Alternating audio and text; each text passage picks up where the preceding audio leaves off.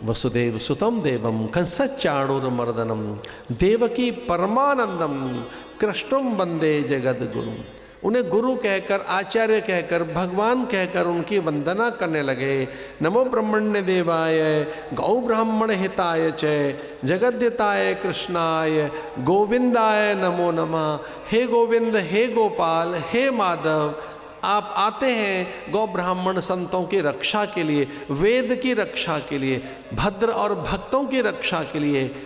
परित्राणाय साधूनाम विनाशाय च दुष्कृताम, ऐसा कहकर भक्त उनकी वंदना करने लगे और भगवान भागे। वचन दिया था यमुना को, यमुना ने उनसे वचन ले लिया था कि जैसे ही कंस का मरण हो तो पहले मेरे पास आना समाचार लेकर। और भगवान ने यमुना को वचन दिया था। सबसे पहले वहाँ गए, यमुना को बताया किंचित विश्राम, वो कह ली बैठो बैठो। भगवान ने कहा नहीं नहीं, एक और बड़ा काम रहता है। किंचित किंचित विश्राम माने तनिक सा बैठकर भागे कारागृह की ओर। और वहाँ उन्होंने मुष्टिक पद प्रहार, मस्तक के प्रहार से कारागृह के फाटक तोड़ डाले, हथगड़ियाँ बेड़ियाँ, और अपने माता पिता से लिपट चिपट गए कृष्ण ये कहकर, तात मात कहकर उन्हें सुख दिया। उस अज्ञात स्पर्श में दो भाव थे, वसुदेव और देवकी को। उन्हें लगा कि ये भगवदी स्पर्श है, ये देव स्पर्श है। वो सकुचा गए, लजा गए। वो बेचारे अत्यंत लज्जित हैं, बहुत संकोच है कि भगवान हमें छू रहे हैं। भगवान देखो, भगवान आ गए, ईश्वर है ये तो, ये परमात्मा है। तो अपने पुत्र को वो पहचानते थे, ये सामान्य नहीं, ये परमात्मा है। तो भगवान ने पहले उन्हें इस प्रकार से दर्शन दिए, चूँकि वो महिमा ही मानते थे उनकी। तो भगवान ने पहले महिमा ऐश्वर्य दिखाया, अपनी सत्ता दिव्यता का बोध कराया। और भगवान को ऐसा लगा कि जैसे भी हैं इन्होंने मेरे लिए कष्ट सहा है, तो मेरे माता पिता तो हैं ही, तो इन्हें पुत्र का भी सुख देना चाहिए, क्योंकि इनके सब पुत्रों की हत्या हो गई।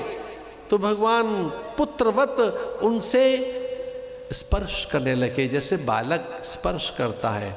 और जैसे पुत्रवत भगवान ने स्पर्श किया अपने माता पिता का, तो बस फिर तो माँ ढेर हो गई और बेटा बेटा कहकर उन्हें अंक में भरने लगी।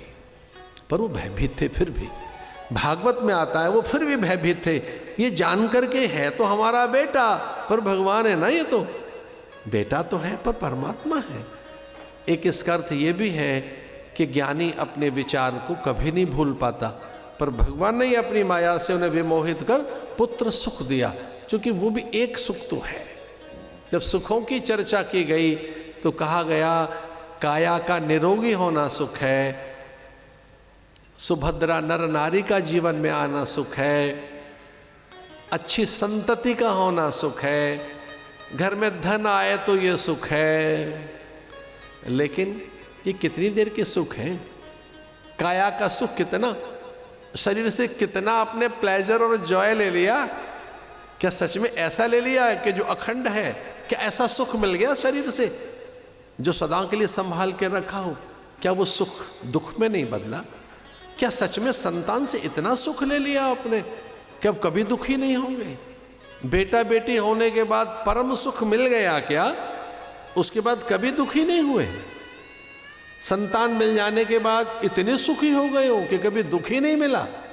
अच्छा, बहुत धन मिल जाने के बाद इतने सुखी हो गए हो कि कभी दुखी नहीं मिला? हाँ, ये सुख तो देते हैं, क्षणिक है। पता है कितना सुख है इनका? बताएं, संतति सुख कितना, धन का सुख कितना, कितना सुख है। जैसे पानी पे लकीरें खींचें तो खिंचते खिंचते मिटती जाती हैं, बस उतनी देर का ही सुख है इनका, बाकी कोई सुख नहीं। फिर इनसे मिलने वाला दुख तो और भी बड़ा है। उनकी चिंता, उनमें मोह, उनमें आसक्ति, जो अपने लिए नहीं किया वो हम संतानों के लिए करना चाहते हैं। उनके लिए संग्रह संचय, उनके बच्चों के, उनके बच्चों के बच्चों के बच्चों के बच्चों का, सबका पूरा दायित्व और पूरा ठेका लेके हम जी रहे हैं पूरा। एक हमारे बहुत अच्छे संत थे पथिक जी महाराज, ये सच्ची घटना है। हम उनको प्रणाम करने गए थे, गुरुदेव की आज्ञा हुई थी कुछ फल लेके जाओ उनके पास। मैं गुरुदेव की आज्ञा का पालन करने के लिए पथिक जी महाराज के पास गया, प्रणाम पूजन करने, गुरुदेव की आज्ञा के अनुसार उनके चरणों में थोड़ा फल रखने के लिए गया था। और वो किसी साधक को कुछ कह रहे थे, वो अजीब बातें करते थे। बोले वो नेम प्लेट बदल दी क्या? तो उनका साधक हंस रहा था, बोले महाराज ना ऐसा ना कहो, कहे वो बदल देना। तो मैंने उस साधक से पूछा महाराज क्या कह रहे थे? बोले महाराज कह रहे थे नेम प्लेट माने घर की नेम प्लेट बदलनी है। मैं क्या बदलनी है? बोले लिख दो ठेकेदार हैं हम सबके। हमने ठेका लिया है, हमारा कॉन्ट्रैक्ट है। बच्चे सुखी रहे, बच्चों के बच्चे सुखी रहे, फिर उनके भी बच्चे सुखी रहे, उनको धन दें संभाल संभाल कर। एक शास्त्र तो ऐसा कहता है खुद के लिए कपट नहीं किया व्यक्ति ने, संतानों के लिए कपट करता है, छल करता है, छद्म करता है। धृतराष्ट्र ने कभी अधर्म नहीं हुआ, धृतराष्ट्र ने कभी अधर्म नहीं किया, पर पुत्र के लिए कर लिया। पुत्र के लिए वो किस तरह से छल करने के लिए, संतानों के लिए भरे पड़े हैं हमारे यहाँ तो उपदेश। संतानों के वो सुख देती हैं। पूत का पुत तो धन का है, पूत सपूत तो धन का है। हाँ जरूर कर्तव्य बुद्धि से उन्हें पालिए, लेकिन उनके लिए भ्रष्ट मत हो जाइए। वसुदेव धन्य है, आंखों में अश्रु भर लिए, और देवकी भी। देवकी वसुदेव ने कहा हम धन्य हो गए, हमारा जीवन धन्य हो गया।